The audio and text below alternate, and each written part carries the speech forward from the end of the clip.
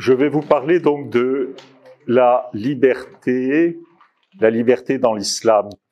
La liberté, c'est un mot sur lequel il faut s'arrêter 2 secondes parce que en voyant ceux qui sont ici, c'est bien d'en dire d'abord un tout petit mot pour éviter de faire des confusions de plans. Il y a 3 types de liberté.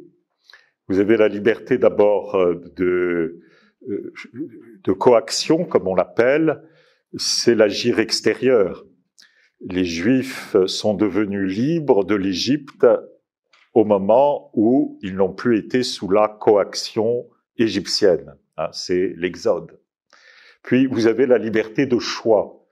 La liberté de choix est une réalité tout intérieure dans l'âme, à tel point qu'Épictète, le grand stoïcien, disait en prison, « Nul ne peut forcer ma pensée à être ce qu'elle est par rapport à quelqu'un qui voudrait m'imposer autre chose. » Bon, il ne connaissait pas encore les moyens de pression psychologique ou les médecines dans le goulag et ailleurs. Mais vous voyez, il y a cette liberté de choix. Je peux toujours choisir ma pensée et faire un choix personnel. Et puis, il y a une liberté supérieure, c'est la liberté de bien. Une liberté de bien, c'est le 3e degré qui, au dire de tous, même les plus spirituels, est très difficile. Saint Paul lui-même, avant sa conversion, dit « Le bien que je voudrais faire, je ne le fais pas, et le mal que je ne voudrais pas faire, je le fais. » Cette liberté est difficile parce que c'est l'Esprit Saint seulement qui la donne, et au début de l'Épître aux Galates, chapitre 5, verset 1, Saint Paul écrit aux Galates, eh bien, c'est pour la liberté, pour votre liberté, que le Christ vous a libéré. Et cette liberté supérieure, on ne la rencontre pas facilement en dehors de la grâce. Et nous comprenons pourquoi nous sommes tellement, nous chrétiens, sensibles à cette dimension de la grâce, car sans elle, ce 3e degré ne sert, les premiers degrés ne servent pas beaucoup. Jean-Paul II, en venant dans son dernier pèlerinage à Lourdes, a voulu donner ce dernier message, il faut que la liberté soit libérée. C'est ça, le christianisme. La liberté doit être libérée. Donc, moi, ce dont je vais parler seulement de la liberté de coaction dans l'islam. Donc, le 1er degré, c'est le seul qui apparaît clairement dans les textes de l'islam. Et je dirais que il existe des grandes déclarations sur les droits de l'homme chez les musulmans. Et par imitation, je pense vraiment par jalousie aussi, parce que l'Occident a dominé le siècle dernier et a produit cette déclaration universelle des droits de l'homme dans laquelle la liberté a été extrêmement mise en valeur. Et donc, par jalousie, l'organisation des États musulmans ont voulu copier et ont voulu faire aussi les droits une déclaration universelle des droits du musulman. Donc c'est à ce niveau-là que je me situe. Voyez, donc c'est un peu la limite de mon discours. L'islam, comme culture, aime le droit, et on s'aperçoit que lorsqu'on discute avec un musulman, c'est essentiellement autour de questions de droit que les choses sont affirmées. Et ce droit est à la fois une substitution à la mystique, puisque vous savez que le soufisme est totalement interdit, malgré tout ce qu'on en dit en Occident. La mystique n'a pas place dans l'islam, ni non plus ce que je pourrais appeler la philosophie théologique. Souvenons-nous de Al-Ghazali au XIIe siècle qui a écrit Tahafut al-Falasila, et c'est la destruction de la philosophie. même si Averroès a essayé de répondre par le ta'afut al-ta'afut, c'est-à-dire la destruction de la destruction, contre Al-Ghazali, il était extrêmement marginal et n'a pas pu du tout rétablir, je dirais, la capacité à réfléchir avec les Mu'tazilites, remettre une philosophie, c'est-à-dire une capacité de réflexion interne à l'islam qui a existé dans les premiers temps. Ni non plus des sciences. Vous savez que la science a été essentiellement byzantine, puisque l'invasion musulmane au Moyen-Orient a respecté bien sûr les savants, et les savants ont continué à produire, mais sous l'égide, je dirais, des califes, sous l'égide des sultans, et c'est cette science byzantine finalement qui a été officiellement reconnue, mais il n'y a pas un lien particulier avec le Coran. Donc, des aspects culturels, je dirais, pauvres dans l'ensemble, mais avec des richesses particulières, comme la notion littéraire d'adab, qu'on retrouve uniquement dans les écrits de tradition, je dirais, d'arabe classique et particulièrement musulmane.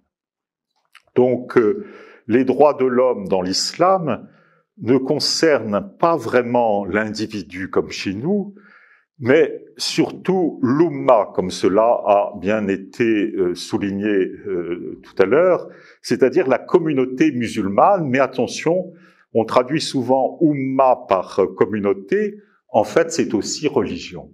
Il n'y a pas de séparation entre umma, communauté, et umma, religion. C'est la même réalité.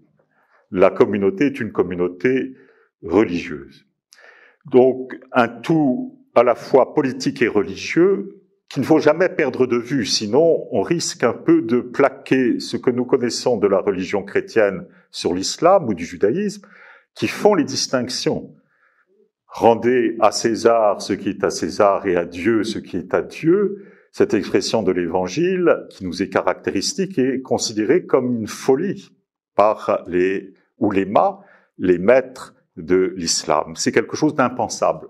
Voilà par exemple un lieu que les musulmans diront ça a été falsifié. C'est pas possible. Une sottise pareille. Rendez à César ce qui est à César et à Dieu ce qui est à Dieu. Voilà le type même de falsification.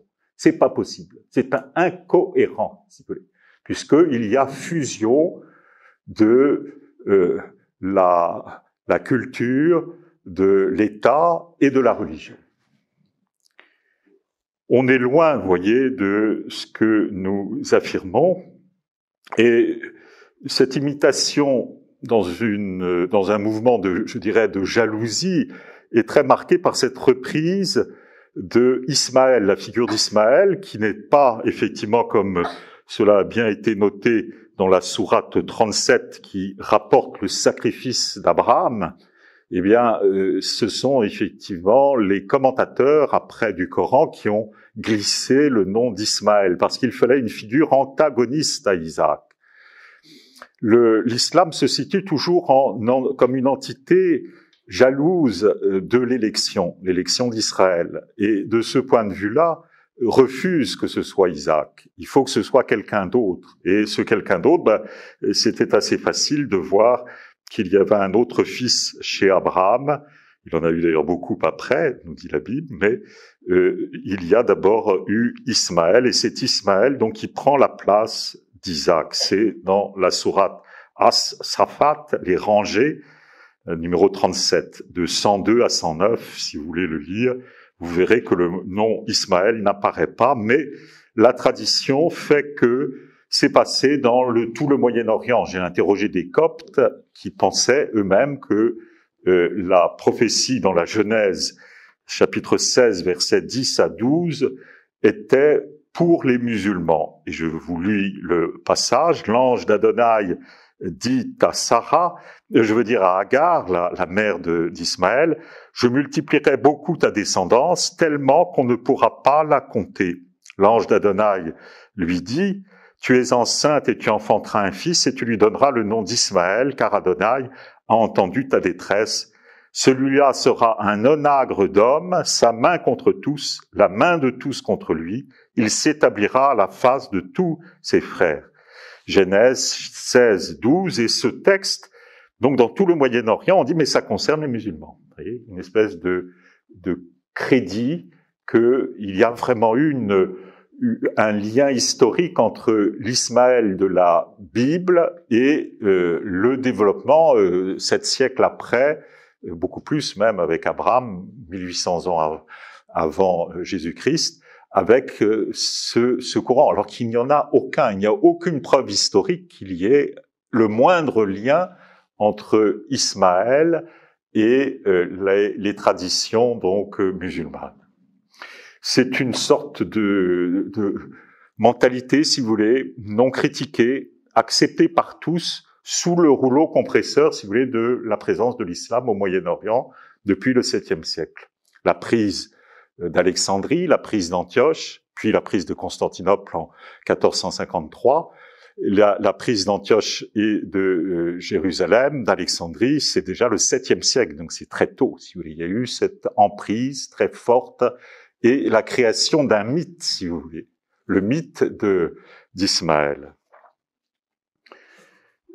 Cela n'a pas empêché les musulmans de continuer cette affirmation jalouse vis-à-vis d'Israël, en particulier au moment de la Deuxième Guerre mondiale. Hitler, qui n'était pas un sot, avait repéré cet antagonisme vis-à-vis des Juifs et il a recruté très largement chez les musulmans. Il faut le savoir, la Shoah, dans de nombreux endroits, ont été aussi le fait des divisions SS musulmanes, en particulier la fameuse 13e division SS Anchar, dit le poignard, avec Hadj Amin Husseini, le moufti d'Hitler, oncle de Yasser Arafat, qui a joué un rôle important donc dans cette antinomie, si vous voulez, anti-juive, très très fortement marquée. Et dernier point aujourd'hui du conflit en Israël entre Palestiniens et Juifs, les musulmans ont produit un nom spécial, la Nakba, en rivalité avec la Shoah. La Shoah, tout le monde sait ce que c'est en Occident, c'est la décision d'Hitler de supprimer tous les Juifs, et on a voulu en rivalité en Palestine, après la défaite arabe en Palestine, où les différentes armées ont été obligées de se retirer par leur défaite, eh bien, les terres sont tombées sous la main des colons juifs et la plupart des musulmans ont fui. Et on a appelé cela la Nakba, c'est-à-dire une expression qui a à peu près le même sens que Shoah, c'est-à-dire la catastrophe, si vous voulez.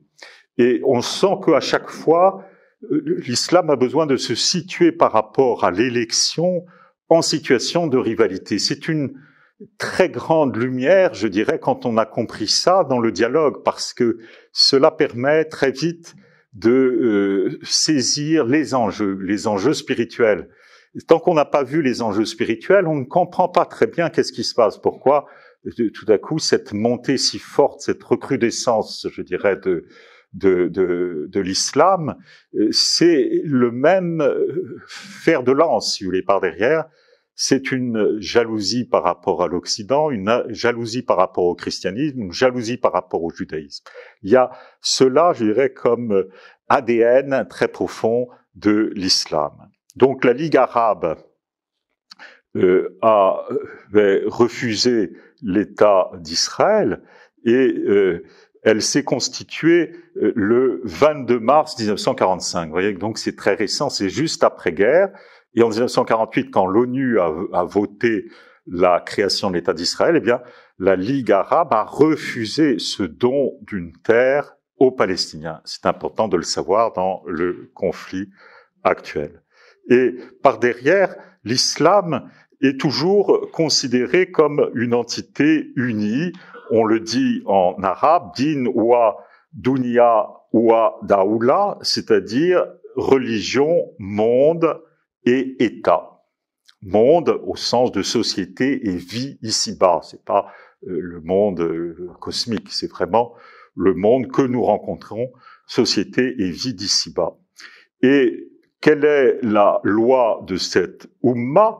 Eh bien, ça a été dit tout à l'heure, la charia, c'est la loi islamique qui, dans laquelle il y a une certaine liberté qui est donnée, une liberté d'agir, mais essentiellement pour les croyants.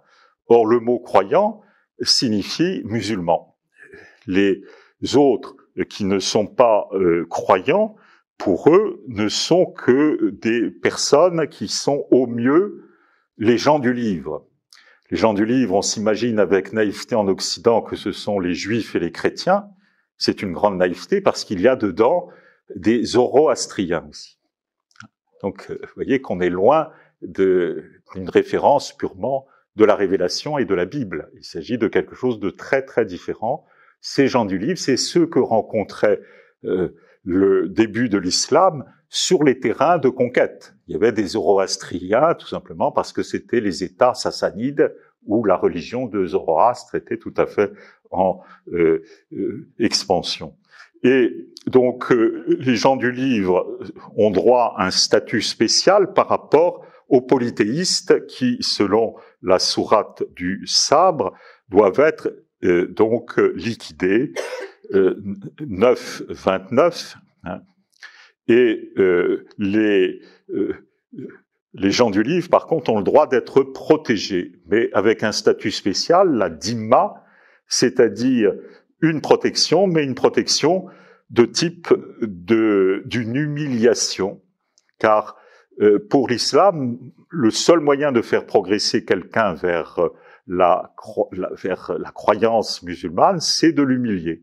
Et donc, on l'impose avec un tribut, la jizya, humiliante. C'est précisé exactement dans les textes. Il faut qu'elle soit humiliante pour produire son effet, c'est-à-dire pousser quelqu'un à rentrer dans la Ummah.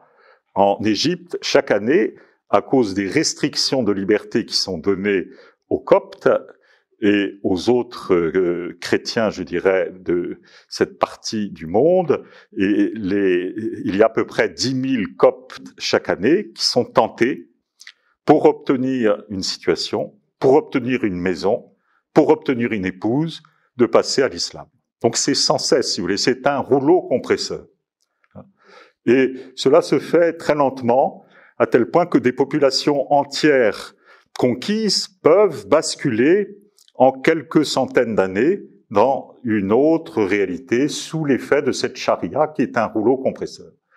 Si on n'a pas compris ça, on n'a rien compris de l'islam, si vous voulez. On n'a pas saisi l'aspect sociopolitique extrêmement puissant, à tel point que la plupart des lois de la charia sont politiques. Elles ne sont pas tellement religieuses. Il y en a à peine 20% qui sont religieuses. L'essentiel est politique. C'est une visée politique. Et ce qui est tout à fait différent de ce qu'on dit. Dans la plupart des manuels, on compara la charia au droit canonique ou au Talmud, ou vous voyez, des comparaisons un peu naïves. Et ça n'a rien à voir. Non, c'est socio-politique, c'est essentiellement cela. Et est-ce que d'autres réalités sont permises? Non. Par exemple, les Bahaïs ou les Yézidis sont persécutés. Et même la franc-maçonnerie, normalement, officiellement, est une ennemie. Hein, c'est expliqué dans plusieurs fatwas de critique de une décision de l'Académie du droit musulman en Arabie Saoudite considère la franc-maçonnerie comme l'organisation la plus dangereuse contre l'islam et les musulmans. Selon cette fatwa, la franc-maçonnerie se cache derrière d'autres groupes, notamment le Lions Club et le Rosary Club, et donc ils font attention à ces entités. Mais c'est au niveau, je dirais, officiel. Il peut très bien y avoir, au contraire, des facilités à des pénétrations par la franc-maçonnerie de l'islam. La preuve, c'est que vous avez le fameux Talat Pacha en 1915 en Turquie, qui était le ministre de l'Intérieur, qui a déclenché le génocide arménien était grand maître d'une loge. Donc, ne soyons pas naïfs, si vous voulez. Il peut très bien y avoir des pénétrations extrêmement faciles. Et actuellement, il y a toute une propagande en France dont parle très bien Madame Urvois dans son dernier livre « Islam et islamisme » que je vous recommande, qui montre que la propagande officielle de l'islam, c'est de dire que l'islam est compatible avec le laïcisme, avec la laïcité.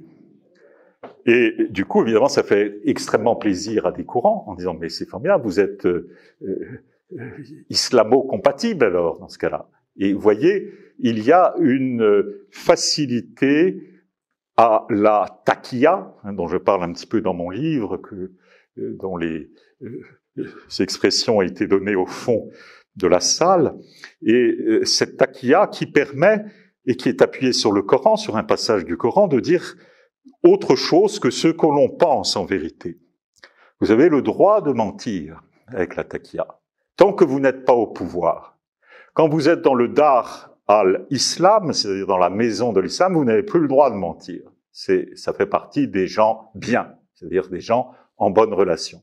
Mais dès que vous êtes dans le dar al-Harb, la maison de la guerre, c'est-à-dire tout ce qui n'est pas encore musulman, vous avez le droit à la taqiyya. La taqiyya est un droit musulman, inscrit dans le Coran. C'est pas du tout les sunnites ou les chiites qui auraient inventé cela. Vous avez l'imam de Bordeaux qui souvent dit cela, mais ce sont les chiites. Quand on lui accuse, vous faites de la taqiyya. Alors il dit non, ce sont les chiites. Mais non, c'est chiites et sunnites. Il n'y a absolument pas de différence. C'est un verset du Coran. Donc ce serait difficile d'imaginer qu'il n'y ait pas la taqiyya dans le milieu musulman. Ce droit est donc reconnu comme étant quelque chose de tout à fait normal tant qu'on n'a pas pris le pouvoir. Voyez, donc on peut très bien faire des alliages, des alliances de toutes sortes, jusqu'à ce qu'on obtienne un peu plus d'un point de vue technique, d'un point de vue des salles de prière, des mosquées, de la visibilité de l'islam, de la propagande finalement de l'islam. Vous voyez, c'est une religion extrêmement habile, c'est un général génial finalement, Mohammed, d'un point de vue militaire et d'un point de vue de l'expansion de l'islam. Une religion très simple et une religion dans laquelle on peut facilement faire des petits, faire des disciples. Il y a une capacité, je dirais, de propagande extrêmement puissante. Et de ce point de vue-là, on comprend très bien les difficultés que nous avons lorsque nous plaquons un peu nos schémas religieux sur eux. L'Église avec son Église, le judaïsme avec sa synagogue, et on plaque ça sur les réalités musulmanes. Mais non, ça n'a rien à voir. La mosquée n'est pas un lieu d'abord seulement de prière, c'est aussi un lieu politique, si vous voulez. Et à ce moment-là, ma vision de l'islam devient beaucoup plus réaliste, parce que je comprends qu'il y a un autre enjeu. Il n'y a pas un enjeu purement religieux. Je suis à ce moment-là moins en risque, si vous voulez, de me tromper. Une autre difficulté, c'est l'herméneutique. L'herméneutique de l'islam a abandonné le temps de l'interprétation. Dans les premiers, je dirais, siècles, il y a eu une autorisation à essayer d'interpréter les sourates et le corpus. Oumar, le calife, a même fait une recension définitive des sourates qui étaient valables et les a réduits à un corpus au-delà duquel c'était interdit. D'où le chiisme. Le chiisme est né de cette révolte contre cette décision de sélectionner les sourates qui correspondaient à l'idéologie des califes. Et cette période de l'ijtihad est close, définitivement close. On ne peut pas aller au-delà maintenant de refaire une interprétation du Coran, sauf par taqiyya, des déclarations qui ne concernent que ceux qui sont véritablement pris par cette dissimulation légale. On appelle ça dissimulation légale, ou encore ruse juridique, illa.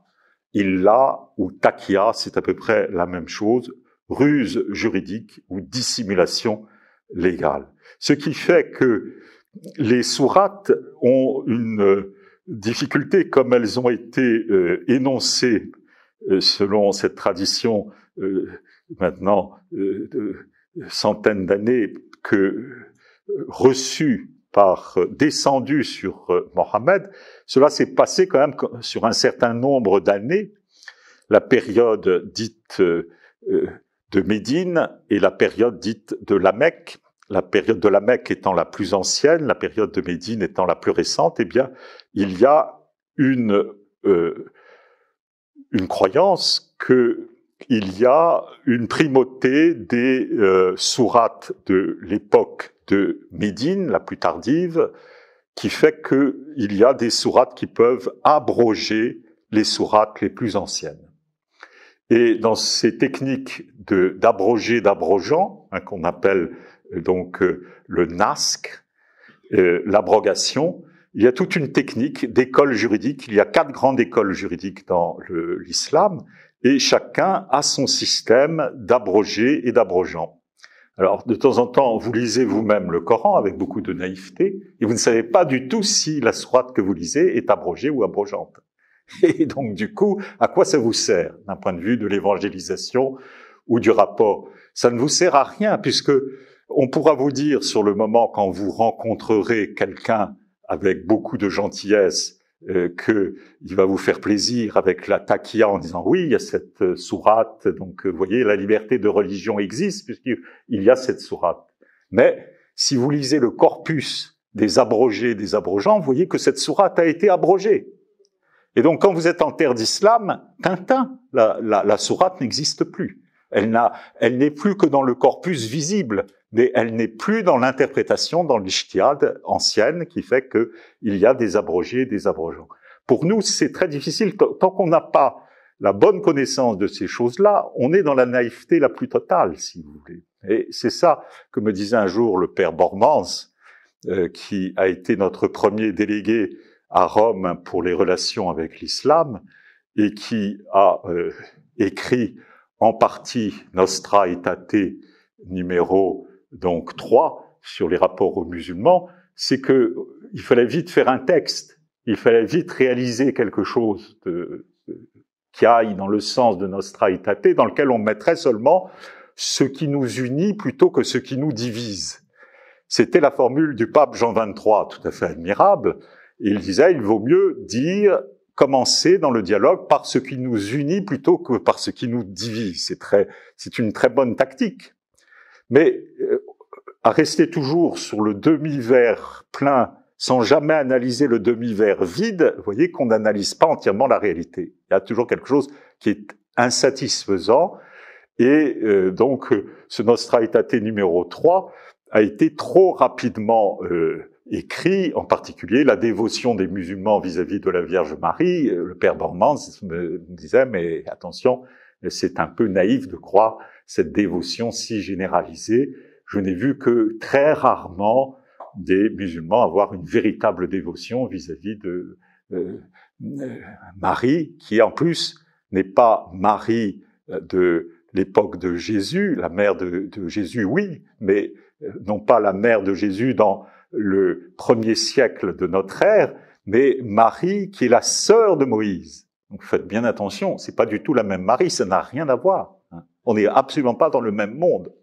De même, Abraham est le fondateur de la Kaaba. C'est le constructeur de la Kaaba. Et donc, attention, on est devant une réalité totalement hors jeu de la Bible. La Bible n'a rien à voir avec la Kaaba, le lieu idolatrique de la Mecque qui a été islamisé et coranisé. Donc, le père Bormans nous faisait remarquer il avait été roulé une fois dans la farine, dans des accords en Libye avec Kadhafi, où le cardinal avec lequel il avait une délégation, eh bien, on avait fait une signature à 2 voix, le président Kadhafi et le cardinal envoyé par le pape Paul VI. Et puis au dernier moment, il y avait en ligne arabe non traduite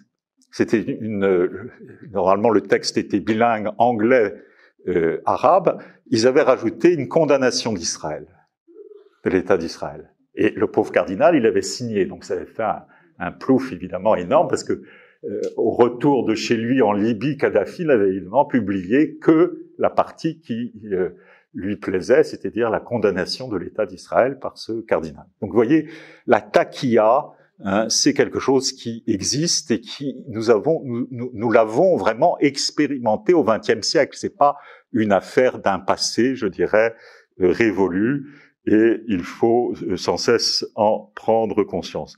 Alors il y a, quand on rencontre l'islam actuel, vous avez l'islam politique avec ces différents États, et il y a une volonté de lutter contre le terrorisme, car le terrorisme, si vous voulez, touche non seulement nos terres, je dirais, européennes de l'Ouest, mais touche aussi les États arabes. Et il y a un sentiment que, en se coalisant avec l'Occident, qui a des armes quand même super puissantes et qui peut détruire un opposant en appuyant sur un simple bouton, on a intérêt donc actuellement à s'allier avec l'Occident, tant qu'il n'est pas conquis bien sûr, pour lutter contre le terrorisme. D'où vient le terrorisme? C'est le wahhabisme de l'Arabie Saoudite, et le wahhabisme est une des 4 formes d'interprétation du Coran. C'est la 4e, je dirais, 4e forme d'interprétation du Coran, qui vient après le hanafisme, le malikisme, le chaféisme, et cette 4e, donc qui est la plus récente, le hanbalisme. Or malheureusement, dans l'islam, ce qui vient en dernier apparaît dans un mythe du progrès comme étant le meilleur. Vous avez le judaïsme, le christianisme et l'islam, et le musulman moyen dira « mais c'est normal, c'est la meilleure des religions puisque c'est la dernière ». Eh bien pareil pour les 4 formes d'interprétation du Coran, donc les 4 écoles de droit, c'est le fiqh. Eh bien, le hanafisme, le malikisme, le chaféisme et le hanbalisme vient en dernier, et c'est celui qui est littéral, qui donc interprète les sourates guerrières d'une manière la plus radicale qui soit. Et il y a 100 appels dans l'islam au qital. Qu'est-ce que c'est que le qital? C'est le massacre. Vous avez aussi l'appel au djihad, qui peut être interprété de 2 manières, le djihad mineur, qui est pareil, guerrier, et le djihad majeur, qui a été inventé longtemps après l'époque de l'hégire et l'époque de la vie de Mohammed, par un djihad moral, dans lequel il y a un combat spirituel. Au moment où l'islam s'est stabilisé sur une bonne partie de la Méditerranée, le djihad a été interprété, vous voyez, d'une manière plus spirituelle. Mais les textes, le djihad mineur, c'est toujours le djihad guerrier. Et les 100 appels au qital, vous ne pouvez pas les gommer du Coran. C'est partout. Hein. Le meurtre, l'appel au butin, l'appel ainsi à rentrer dans cette idée de guerre permanente. Alors, on pourrait se demander, mais comment ça se fait qu'il signe des documents où on dit que l'islam n'est pas guerrier?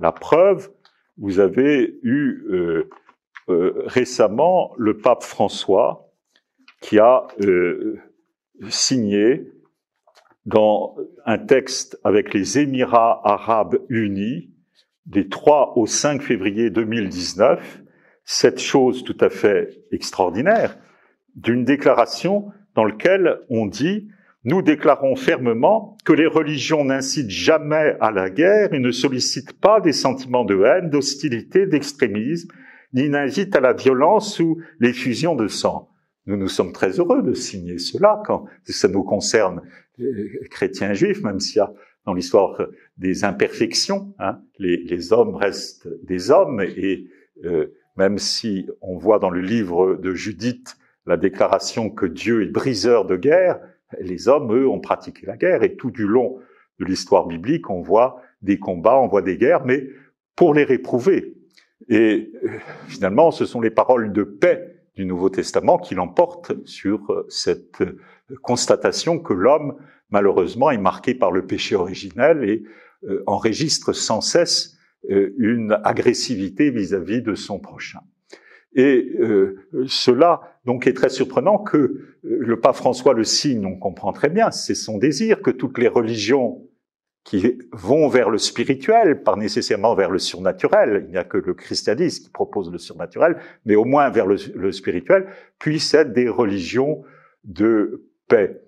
Mais alors c'est tout à fait étonnant que le grand maître de El-Azhar, l'imam Hamad al-Tayyeb, ait signé cela.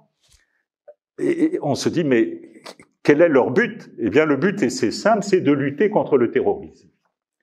Ils acceptent donc par taquilla de signer des textes comme cela pour avoir des alliés, si vous voulez, occidentaux, qui les soutiennent dans la lutte parce qu'ils ont peur du terrorisme, du wahhabisme, des frères musulmans. Les frères musulmans sont très actifs et ils ont peur pour leurs propres ouailles, pour leurs propres biens, pour leur propre institut. Al-Azhar, c'est une grande université, un grand centre, mosquée et université au Caire, c'est le centre du sunnisme. Ils ont peur qu'un jour ils se fassent exploser parce que ils ne diront pas exactement la même chose que les wahhabites hanbalites.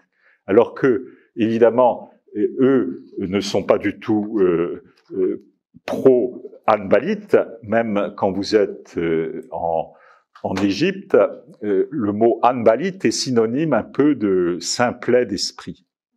Quand vous voulez dire de quelqu'un qu'il est simplet d'esprit, vous dites espèce d'hanbalite. Mais l'hanbali, c'est celui qui a les sous, puisque le Moyen-Orient a les pétrodollars. Et donc actuellement, toutes les expansions de l'islam se font à travers le wahhabisme, c'est-à-dire l'idéologie hanbalite. Et c'est celle-là qui domine actuellement. Les parents ici de Mohamed Merah, que j'étais au centre de l'affaire du point de vue de l'Église, puisque j'étais le délégué de l'archevêque au moment de l'attentat de Mohamed Merah, et j'ai vu les photos des parents Merah, et au moment où ils sont arrivés en France, ils étaient totalement assimilés, en complet veston, en tenue, et au moment des attentats, ils étaient en grande tenue de djellaba, etc., etc., la femme voilée, etc. C'est-à-dire que de l'argent avait été versé d'une manière surabondante pour tous ceux qui acceptent de passer de cet islam, je dirais, classique, malakite, pour la plupart de ceux qui sont en France, puisque ce sont des Nord-Africains, à un islam hanbalite, un islam beaucoup plus dur et beaucoup plus littéraliste, si vous voulez. C'est ça qui est le combat actuel.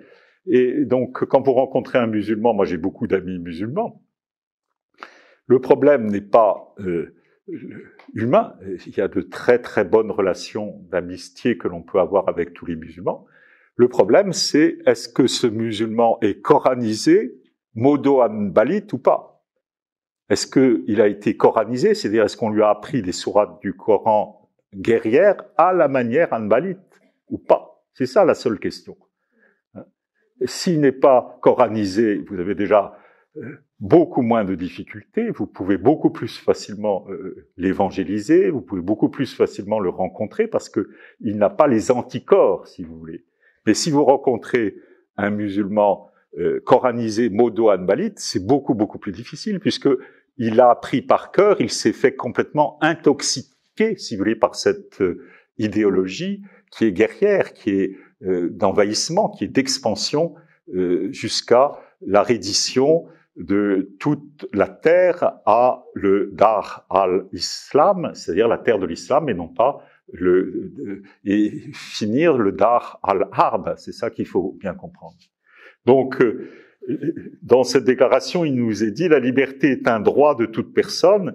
Chacune jouit de la liberté de croyance, de pensée, d'expression et d'action. » Le chrétien est très content d'une déclaration comme cela.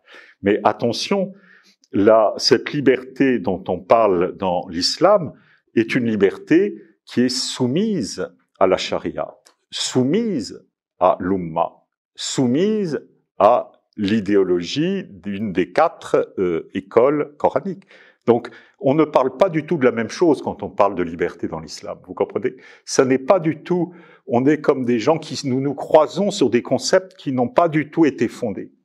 Et la grosse difficulté donc de ces rencontres, c'est que nous n'avons pas du tout les mêmes bases. Nous avons une base judéo-chrétienne avec toute une école philosophique, intellectuelle qui nous permet de nous situer, si vous voulez, comme j'ai fait rapidement avec les 3 niveaux tout à l'heure. Mais sinon, c'est très très difficile de rencontrer un intellectuel qui est marqué par ces courants.